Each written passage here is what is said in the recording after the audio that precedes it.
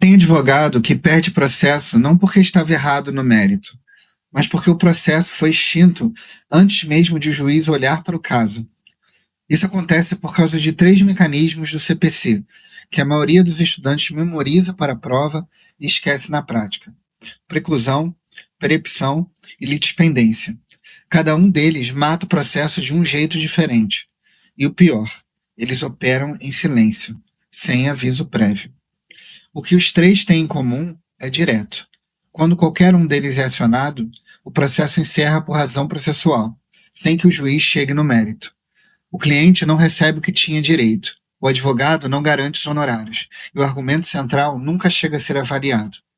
Você pode ter razão absoluta no fundo do poço, e o processo ainda termina contra você, por causa de uma questão técnica que não tem nada a ver com o conteúdo do direito discutido. Os dois primeiros são pressupostos processuais negativos. Se qualquer um deles estiver presente, o juiz extingue o efeito sem resolução do mérito, com fundamento no artigo 485 do CPC, sem avaliar quem tem razão. O processo simplesmente não pode avançar. Então vamos direto ao ponto.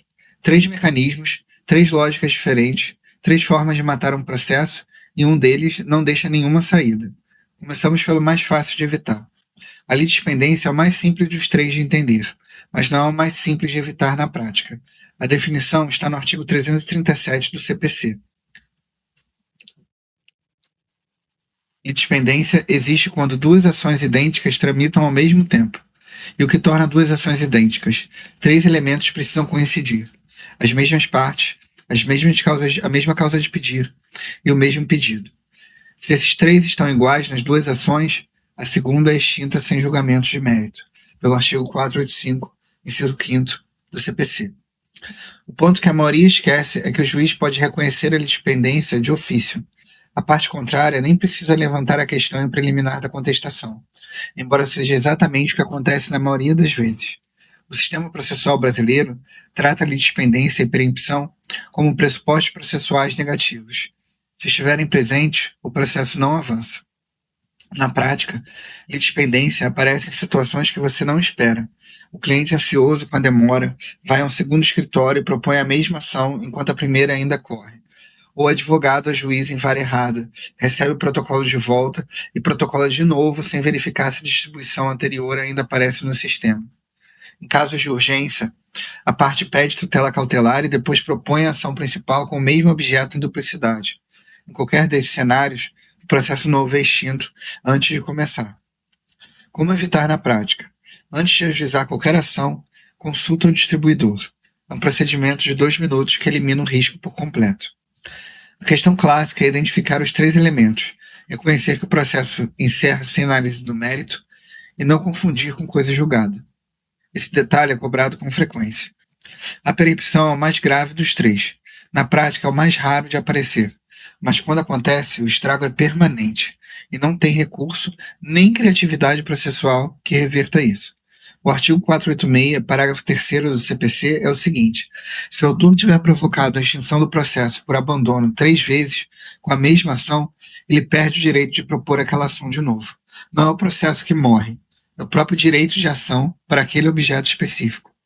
O juiz extingue, com base no artigo 485, inciso 5º, sem examinar o mérito, e a parte não pode voltar.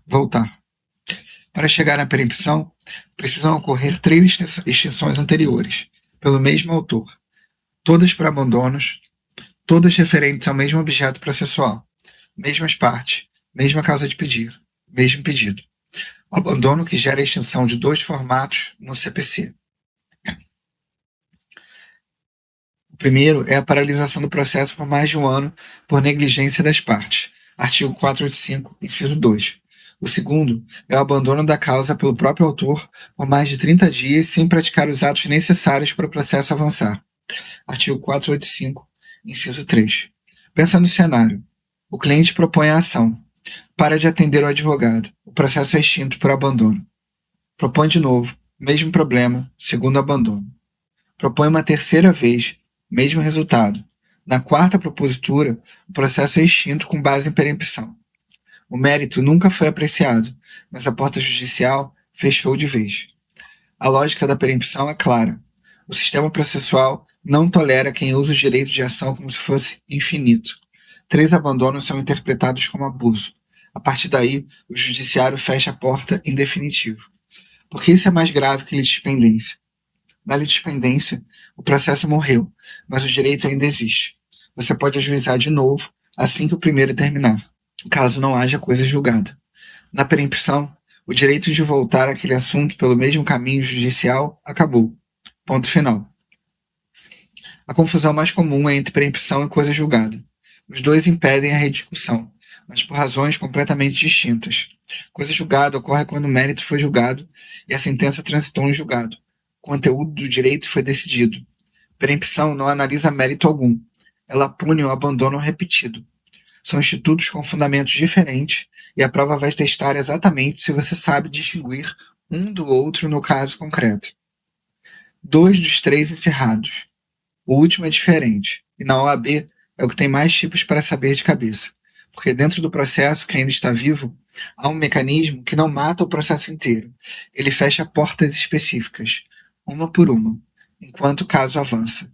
E quando você percebe que uma porta fechou, já não tem como abrir de volta. A preclusão não mata o processo. Ela mata oportunidades dentro dele, de forma silenciosa e automática. O artigo 223 do CPC é direto. Decorrido o prazo, extingue-se o direito de praticar ou emendar o ato processual, independentemente de declaração judicial. Você não precisa de um despacho dizendo que perdeu o prazo, porque a perda acontece sozinho. A doutrina organiza a preclusão em 3 tipos principais para as partes, mais um que aparece nas questões da OAB e concurso.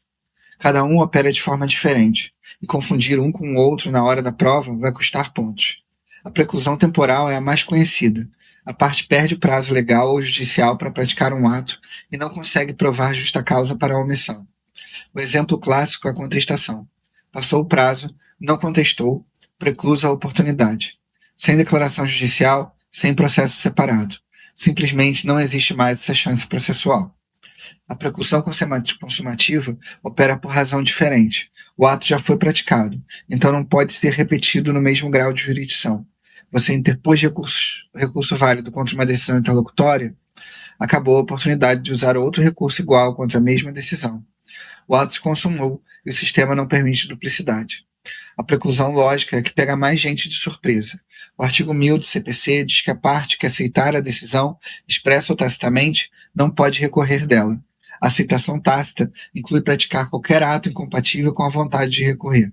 Pagou voluntariamente a condenação sem nenhuma ressalva, preclusa a possibilidade de recorrer. O comportamento revelou aceitação, e comportamento contraditório não é tolerado pelo CPC.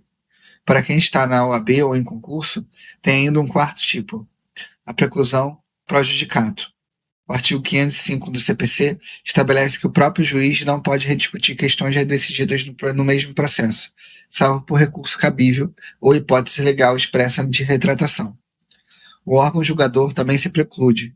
Não é só as partes que perdem oportunidades processuais. A diferença prática entre preclusão e coisa julgada vale reforçar. Preclusão fecha uma faculdade processual específica e o processo continua. Coisa julgada torna imutável a decisão de mérito depois do trânsito em julgado. Uma é mecanismo interno de organização, a outra é o resultado final. O que torna a preclusão tão perigosa na prática é que ela é difusa, não acontece no momento único, como perempção ou litispendência. Ela opera ao longo de toda a marcha processual e cada etapa tem suas próprias janelas de atuação. Embargos de execução são o exemplo mais crítico. Todos os fundamentos de defesa precisam estar naquela peça, ou a possibilidade de levantá-los depois preclui, com exceção de matérias de ordem pública que o juiz pode reconhecer de ofício a qualquer tempo. Os 3 mecanismos formam um sistema coerente. A preclusão limita atos específicos dentro do processo. A litispendência elimina a ação duplicada antes que cause dano maior. A perempção barra definitivamente quem abandona a causa de forma reiterada. São escalas diferentes de uma mesma lógica. O processo tem regras e prazos. E quem não os respeita, paga o preço antes de o mérito ser discutido. Se esse conteúdo fez sentido, se inscreve no canal. Tem muito mais sobre processo civil vindo por aí.